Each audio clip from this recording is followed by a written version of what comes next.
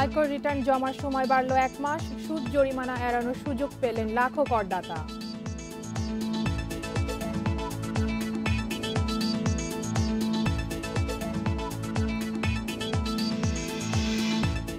Return জমায় সাড়া নেই করদাতাদের। 29 নভেম্বর পর্যন্ত জমা মাত্র 15 লাখ, কমেছে রাজস্ব আদায়।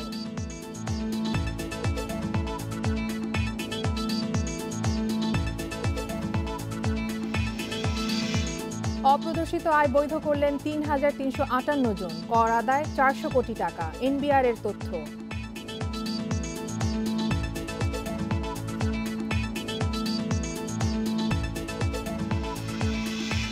এবং পানগাঁও কাস্টমস হাউসের যুগ্ম কমিশনার অপসারণের দাবিতে বিক্ষোভ, দৃষ্টান্তমূলক শাস্তির দাবি।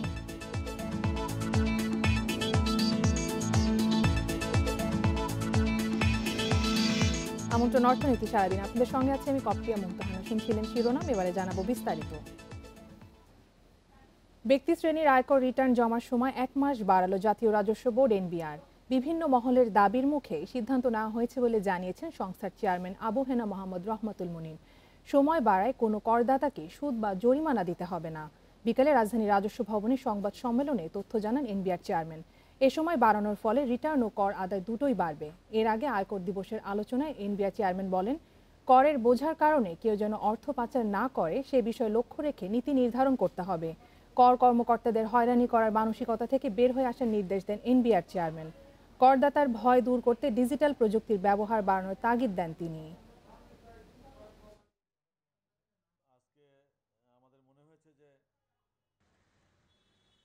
বিভিন্ন দিক থেকে আমাদের কাছে বারবার আবেদন আসছিল যে কোভিড পরিস্থিতি বিবেচনা করে ট্যাক্স প্রদানের, রিটার্ন দাখিলের সময়সীমা বৃদ্ধি করার জন্য।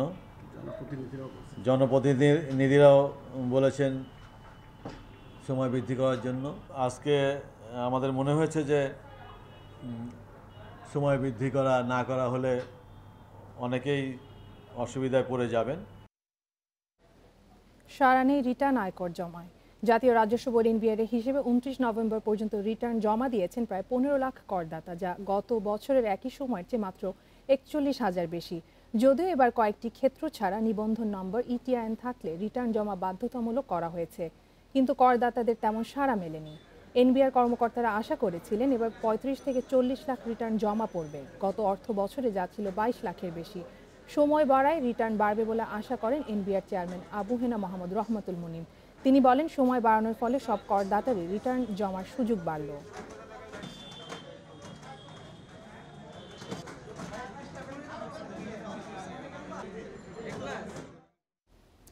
চলতি অর্থ বছরে 29 নভেম্বর পর্যন্ত কর দিয়ে অপ্রদর্শিত আয় বৈধ করেছেন 3,358 জন। এই সময় কর আদায় হচ্ছে 400 কোটি টাকা। এনবিআর এর কর্মকর্তাদের সূত্রে এসব তথ্য জানা গেছে। এনবিআর এর কর্মকর্তারা জানিয়েছেন, নগদ অর্থ ও অন্যান্য সম্পদ দেখিয়ে আয় বৈধ করেছেন 3,220 জন, যা থেকে কর আদায় হয়েছে 381 কোটি টাকা। এছাড়াও পুঁজিবাজারে অপ্রদর্শিত আয় বিনিয়োগ করেছেন 138 জন, যা থেকে কর এসেছে প্রায় 19 কোটি টাকা। তবে এই বিষয়ে কিছু জানাননি এনবিআর চেয়ারম্যান। বিশ্লেষকরা বলছেন, অল্প সম্পদের মালিকরা অপ্রদর্শিত আয় বৈধ করার সুযোগ নিলেও সামাজিক অবস্থার কারণে এই সুবিধা গ্রহণ করেন না বেশি অবৈধ সম্পদশালীরা।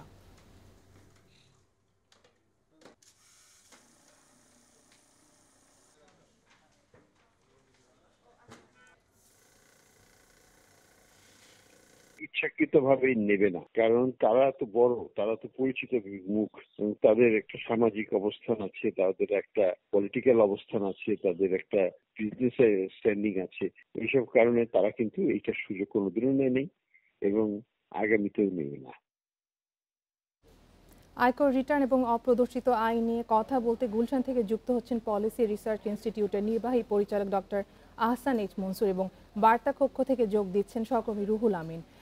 আমি আপনাদের দুজনকে স্বাগত জানাচ্ছি।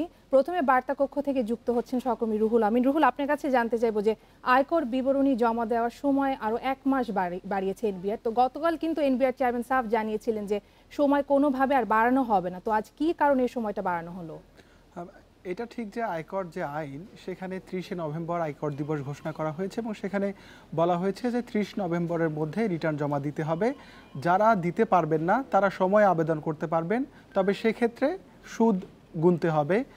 ধরা হয় যে আয়করটা এটি রাষ্ট্রের টাকা যদি কারো পকেটে থাকে সে কারণে এই সুদটা দিতে হবে, আর নির্ধারিত সময়ের মধ্যে দিলে সুদ দিতে হবে না। কিন্তু এনবিআর চেয়ারম্যান তার গতকালেও তার এই অবস্থান পরিষ্কার করেছেন।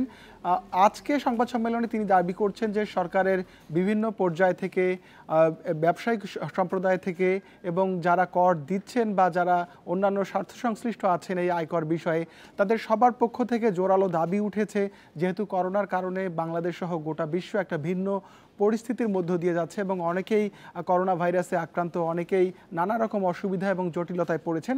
সেই কারণে তিনি বলছেন যে সময় বাড়ানোর যে আবেদন সেটি তারা বিবেচনা করছেন এবং তিনি বলছেন যে যদি এই আবেদন বিবেচনা করা না হয় তাহলে অনেকেই আয়কর রিটার্ন জমা দিতে পারবেন না সময় মতো। সেক্ষেত্রে তারা জরিমানা, সুদ এসবের মুখে পড়বেন। এই বিষয়গুলো এড়ানোর জন্যই মূলত এই শেষ সময়ে এসে এনবিআর এই সিদ্ধান্ত নিয়েছে এবং আমরা দেখছি যে আসলে এবার এই করোনা পরিস্থিতির কারণে কিন্তু আয়কর রিটার্ন জমায় তেমন সাড়া নেই। জাতীয় রাজস্ব বোর্ড আজকে যে তথ্যগুলো আমাদের দিয়েছে, তারা 26 তারিখ হিসাব আমাদেরকে গতকালকে দিয়েছিল, সেখানে তারা বলেছিল প্রায় 13 লাখ করদাতা রিটার্ন জমা দিয়েছে। আর গতকাল পর্যন্ত যেটা হয়েছে 15 লাখে, অর্থাৎ একদিনে মাত্র 2 লাখ করদাতা বেড়েছে এবং আজকেও 2-2.5 লাখ করদাতা হয়তো তাদের রিটার্ন জমা দিয়েছেন। এই সংখ্যাটা গতবারের চেয়ে কিন্তু খুব বেশি না, গতবারও 22 থেকে 23 লাখ করদাতা রিটার্ন দিয়েছেন, যেই সংখ্যাটা এবার একেবারে কম। অথচ এনবিআর কর্মকর্তারা আশা করছিলেন যে 35 থেকে 40 লাখ করদাতা রিটার্ন জমা দেবেন, কারণ এবার দু একটি ক্ষেত্র ছাড়া যাদের টিন আছে তাদের সবারই রিটার্ন দেওয়া বাধ্যতামূলক করা হয়েছিল। অর্থাৎ সব দিক বিবেচনা করে যে রাজস্ব আদায় কমেছে এই রিটার্ন জমা কম পড়েছে, আবার বিভিন্ন মহল থেকে সরকার এবং বেসরকারি খাত সব দিক থেকে একটা দাবি ছিল যে রিটার্ন জমার সময় বাড়ানো হোক। সব দিক বিবেচনা করেই এনবিআর এই সিদ্ধান্ত নিতে বাধ্য হয়েছে বলে আমরা মনে করি এবং তিনি এনবিআর চেয়ারম্যান সংবাদ সম্মেলনে বলেছেন যে সরকারের উচ্চ মহলের সঙ্গে পরামর্শ করেই তারা এই সিদ্ধান্ত নিয়েছেন এবং 31 ডিসেম্বর পর্যন্ত করদাতারা রিটার্ন জমা দিতে পারবেন। এক্ষেত্রে তাদের কোনো সুদ, কোনো জরিমানা, কোনো কিছুই গুনতে হবে না। রুহুল, আপনি আমাদের সঙ্গেই থাকুন। এবার চলে যাব আহসান স্যারের কাছে। স্যার, আপনার কাছে জানতে চাবো যে এনবিআর এর হিসেবে কিন্তু 29 নভেম্বর পর্যন্ত 15 লাখ করদাতা রিটার্ন দিয়েছেন, যা গত বছরের একই সময়ের চেয়ে মাত্র 41,000 বেশি। অথচ এবার কিছু ক্ষেত্র ছাড়া কিন্তু সবার জন্য রিটার্ন দেওয়া বাধ্যতামূলক ছিল। তো এই বিষয়ে করদাতাদের সাড়া পাওয়া যাচ্ছে না কেন বলে মনে হয় আপনার কাছে? এখানে দুটো ফ্যাক্টর কাজ করছে আমার কাছে যেটা মনে হয়। সেটা প্রথমত হচ্ছে যে একটা সামগ্রিকভাবেই সারা দেশেই কোভিড নিয়ে একটা আতঙ্ক এখনো বিরাজ করছে এবং কোভিডটা কিন্তু এখন বেশ দ্রুত প্রসারিত হচ্ছে। বাংলাদেশেও এটা আমরা দেখছি, হসপিটালগুলো ভরে যাচ্ছে, মানুষ কিন্তু এখন বের হতে পারছে না। তারা যে ট্যাক্স লয়ারের সাথে আলাপ করে জিনিসটাকে একটা রিটার্নে নিয়ে আসবে সেই জায়গাটা তো একটা অসুবিধা হচ্ছে, সেটা একটা মনে রাখতে হবে আমাদেরকে। এটা স্বাভাবিক সময় নয়, আপৎকালীন সময়। দ্বিতীয়ত যেটা হচ্ছে যে হ্যাঁ, আইনের দিক থেকে অনেক কিছুই বাংলাদেশে করা উচিত, কিন্তু কার্যত হয় না। ঠিক একই জিনিসে আমরা প্রতিফলন দেখি করদাতাদের ক্ষেত্রেও। অর্থাৎ যেখানে টিন আছে তাদের নাম ঠিকানা জানা আছে, কিন্তু সেটাকে কিন্তু সেইভাবে পার্সিউ করা হয় না। সেই কারণে দেখা যায় যে অনেকেই টিন নিয়েছেন বছরের পর বছর, 10 বছর থেকে আছে, তারা চিন্তা করেন যে 10 বছর তো চলে গেছে, আর এই বছর না দিলেই বা কি হবে। তো এক ধরনের গড়িমসিটা তো আছেই এবং এনবিআর এর পক্ষ থেকে এটাকে যে সিরিয়াসলি এটাকে ট্যাকেল করা, তাকে যে আইডেন্টিফাই করা, তাকে চিঠি লেখা এবং তাকে সতর্ক করা, এই জিনিসগুলো কিন্তু সঠিকভাবে করা হয় না। ফলে এই একটা ব্যত্যয় আমরা সবসময় দেখি যে করদাতার সংখ্যা আশানুরূপভাবে বাড়ছে না এবং এই বছরের কোনো ব্যতিক্রম নয়। স্যার, এই যে আজ যে সময় বাড়ানো হলো 1 মাস আয়কর বিবরণী জমা দেওয়ার, তো এই কর আদায়ের ক্ষেত্রে এটি কেমন সহায়ক হবে বলে আপনার মনে হয়? আমি যেটা প্রথম যে কারণটা বললাম যে যেহেতু আপৎকালীন সময়, মানুষের সময় বেশি লাগছে, মানুষকে একটু অস্বাভাবিকভাবে বের হতে হয় এবং সেটার কারণে সব কাগজপত্র গুছিয়ে আনতে পারে না, ব্যাংক থেকে অনেক তথ্য নিতে হয়, ব্যাংকে যেতে হয়, এইগুলো কিন্তু একটা বিশাল একটা ঝামেলা। এবং ঝামেলা শুধু না, এটা একটা বিপদের মধ্যে দিয়ে মানুষ এগুলোকে কালেকশন করছে, সেজন্য একটু সময়েরও দরকার আছে। তা আমি মনে করি যে সময় বাড়ানোটা সময় উপযোগী হয়েছে। এই বর্তমান বছরের কনটেক্সটে এই ব্যত্যয়টা করা প্রয়োজন ছিল, সরকার এটা করেছে, এটা একটা ভালো সিদ্ধান্ত বলে আমি মনে করি। কিছু হলেও কয়েক লক্ষ অতিরিক্ত করদাতা এর বেনিফিটটা নেবেন বলে আমি মনে করি। স্যার, এবার আপনার কাছে জানতে চাবো অপ্রদর্শিত আয় নিয়ে। এই যে অপ্রদর্শিত আয় বৈধ করার সুযোগ বারবার দেওয়া হলেও তেমন কোনো ফল আসছে না, তো এই অবস্থায় আসলে কি করা উচিত? আমরা সবসময় বলে আসছি যে এই অপ্রদর্শিত আয় মানে এটাকে সরকার যেটা অ্যামনেস্টি দেওয়া হয়, সেই অ্যামনেস্টিটা দেওয়া এবং না দেওয়ার মধ্যে কোনো পার্থক্য নাই। সেরকম কোনো টাকা কোনো বছরই সরকার পায় নাই। 2008 সালে শুধুমাত্র কেয়ারটেকার গভর্নমেন্টের সময় মিলিটারিদের ভয়ে কিছু টাকা কালেকশন হয়েছিল, বেশ কয়েক হাজার কোটি টাকা। কিন্তু তার পরবর্তীতে এটা কয়েকশো কোটি টাকা কালেকশন হয়েছে। এবছরও ঠিক একইভাবে দেখলাম যে 400 কোটির নিচে কালেকশন হয়েছে এখন পর্যন্ত। হয়তো বছর শেষে হয়তো 500-600 কোটি টাকা হতে পারে, কিন্তু সেটা কিন্তু একটা সমুদ্রের মধ্যে এক ফোঁটা পানি ফেলার মতো। এনবিআর এর কালেকশন হচ্ছে 2.25 লক্ষ কোটি টাকা, সেখানে 400 কোটি টাকা কি পরিমাণ? নাথিং। এটার জন্য কিন্তু যথেষ্ট আমি বলবো যে আমাদেরকে নৈতিকভাবে অনেক নৈতিকতার বিরুদ্ধে সিদ্ধান্ত নিতে হয়, এবং যারা নিয়েছেন এটা সুযোগ তারা সবাই ক্ষুদ্র, অতি ক্ষুদ্র। আমি বলবো গড়ে এইসব করদাতারা যে অব্যাহতিটা নিয়েছেন, যেখানে রিয়াতটা সুদেরটা নিয়েছে সেটা হচ্ছে 12 লক্ষ টাকার নিচে গড়ে। এটা তো হইতে পারে না, কাজেই এদিক থেকেও কোনো লাভ হয় না এনবিআর এর। স্যার, আমাদেরকে সময় দেওয়ার জন্য অনেক ধন্যবাদ। কথা বলছিলেন পলিসি রিসার্চ ইনস্টিটিউটের নির্বাহী পরিচালক ডক্টর আহসান এইচ মনসুর এবং সহকর্মী রুহুল আমিন। রাজধানীর অপর দুই কার্যালয়ের মতো মিরপুরের বিআরটি এর দপ্তরেও ঘুষ লেনদেন চলে প্রকাশ্যে। দুর্নীতির টাকায় অনেক কর্মকর্তা বানিয়েছেন আলিশান বাড়ি, আছে গাড়ি, মার্কেটও। বিস্ময়কর হচ্ছে অফিস সহকারীরা কাজ করেন শীতাতপ নিয়ন্ত্রিত বিলাসবহুল কক্ষে। দালাল চক্রের সঙ্গে যোগসাজশের অভিযোগ আছে কর্মরত আনসার সদস্যদের বিরুদ্ধেও। বশির আহমেদ 2008 সালে মেকানিক্যাল অ্যাসিস্ট্যান্ট পদে যোগ দেন বিআরটিএতে। পরে 2014 সালে মোটরযান পরিদর্শক পদে পদোন্নতি পেয়ে জোয়ার সাহারা লাইসেন্স শাখার দায়িত্ব পান। তার বিরুদ্ধে ঘুষ বাণিজ্য সহ নানা অনিয়মের তথ্য পেয়ে অনুসন্ধানে নামে ইন্ডিপেন্ডেন্ট টিম। পরে আশুলিয়ার জিরাবুতে বশির ও তার 3 ভাইয়ের নামে পাওয়া যায় এই 7 তলা বাড়ি, যা করা হয়েছে 3 বছর হলো। বৈষ্ণব থাকেন, বৈষ্ণবের বড় ভাই থাকেন, বিআরটিসিতে আছে, বিআরটিসির বড় অফিসার। জিরাবো স্ট্যান্ডেও রয়েছে 3 তলার মার্কেট, যার মালিক বশির ও তার 3 ভাই।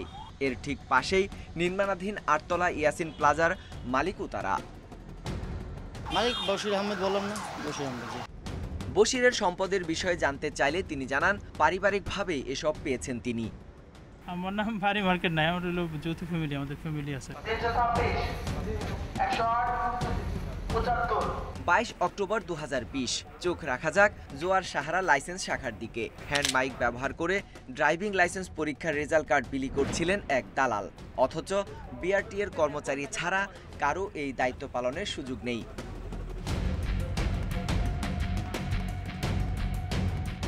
এ ব্যাপারে জানতে জোয়ার সাহারা অফিসে প্রবেশ করতে চায় ইন্ডিপেন্ডেন্ট টিম। গেটের সামনেই বাধা। পরে মোটরযান পরিদর্শক তানভীর আহমেদের কাছে নিয়ে যাওয়া হয়। সামনে বলবো, বাধা দেওয়ার ক্ষমতা আছে বলে আমি বললাম। প্রবেশের ক্ষেত্রে কোনো বাধা নিষেধ নাই, অবশ্যই আসতে পারেন। শীতাতপ নিয়ন্ত্রিত আলিশান এই কক্ষে বসে অফিস করেন উচ্চমান সহকারী ইমদাদুল হক শামীম ও অফিস সহকারী সজীব হাসান। পদাধিকার অনুযায়ী তারা AC room, secretariat chair, table কিংবা ওয়াকিটকি ব্যবহারের সুযোগ না থাকলেও তারা তা করছেন। নানা অনিয়মের আখড়ায় পরিণত হয়েছে জোয়ার সাহারার এই কার্যালয়টি। এর চেয়ে ভয়াবহ দুর্নীতির চিত্র উঠে এসেছে আমাদের অনুসন্ধানে। এবার যাওয়া যাক ফিটনেস শাখার দিকে। এখানেও মাইকিং করে ফিটনেস সনদ বিতরণ করছিলেন আরও এক দালাল আরিফ। ক্যামেরা দেখে হঠাৎ উধাও তিনি, পরে হাতে নাতে ধরা হয় তাকে। এর কিছুক্ষণ পরেই একই কাজ করতে দেখা যায় এক আনসার সদস্যকে, যদিও এ কাজ তার নয়।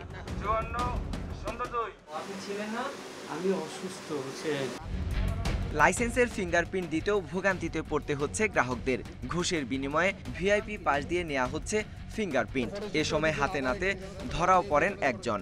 অবৈধভাবে ঢুকতেছে, তারা সবাই বলতেছে যে এখানে সহকারী পরিচালক আমাদেরকে পাঠাইছে। টোকেন ছাড়া অনেকে ঢুকে যাচ্ছে, এমনকি আনসাররাও নিয়ে যাচ্ছে ভিতরে। 29 অক্টোবর বিকেল 5:30টায় মালিকানা বদলি শাখার দৃশ্য এটি। এখানে প্রকাশ্যেই চলছে ঘুষ লেনদেন। পরে ক্যামেরা দেখে সটকে পড়েন সবাই। এর ঠিক পাশের রুমেও দরজা বন্ধ করে ঘুষের লেনদেন করছেন কর্মকর্তারা। আপনার নাম কি? ফোন দিই ভাইকে। অভিযোগ আছে, নিরাপত্তার দায়িত্বে থাকা বহু আনসার সদস্যও মিরপুরের এই বিআরটিএ অফিসে বসে করছেন দালালির কাজ। Sohel Rana, independent news, Dhaka. Pangaon customs হাউসে যুগ্ম কমিশনার লুৎফুল কবিরের শাস্তির দাবিতে রাজধানীতে রাজস্ব ভবনের সামনে বিক্ষোভ করেছেন কাস্টমস কর্মকর্তা কর্মচারীরা। আন্দোলনকারীরা যুগ্ম কমিশনারের বরখাস্ত সহ দৃষ্টান্তমূলক শাস্তির দাবি জানিয়েছেন। দ্রুত ব্যবস্থা না নিলে আগামীকাল থেকে আরও কঠোর আন্দোলনের হুঁশিয়ারি দিয়েছেন আন্দোলনকারী কর্মকর্তা কর্মচারীরা। পানগাঁও কাস্টমস হাউসের যুগ্ম কমিশনার লুৎফুল কবিরের বিরুদ্ধে অধীনস্থ এক রাজস্ব কর্মকর্তাকে মারধর, হেনস্থা ও লাঞ্ছিত করার অভিযোগ উঠেছে। একই সঙ্গে নোটশিট ছিঁড়ে ফেলা, ফাইল ছুঁড়ে মারা ও কর্মকর্তাকে হুমকি দেওয়ার অভিযোগও রয়েছে। বিসিএস 28তম ব্যাচের কর্মকর্তার বিরুদ্ধে ব্যবস্থা নিতে পানগাঁও কাস্টমস কমিশনার, এনবিআর সদস্য এবং এনবিআর চেয়ারম্যানের কাছে লিখিত অভিযোগ করেছেন হাউসের কর্মকর্তা কর্মচারীরা।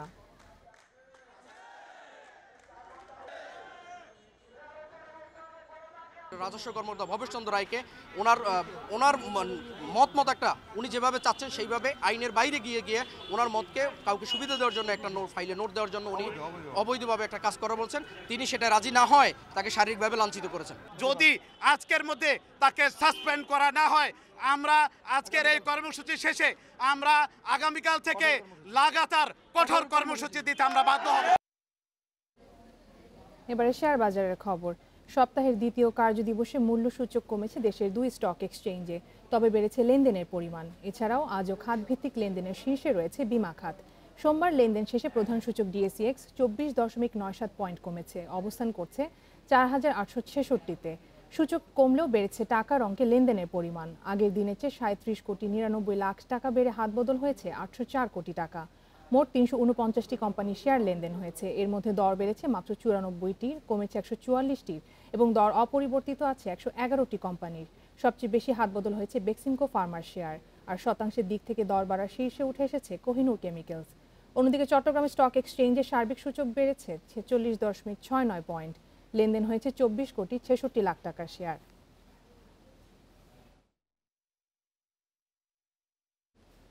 এই ছিল আজকের অর্থনীতি সারাদিনে। ইন্ডিপেন্ডেন্ট টেলিভিশনের সব খবর আরও জানতে চোখ রাখুন ফেসবুক, ইউটিউব এবং টুইটারে। আমন্ত্রণ আমাদের পরের আয়োজনে।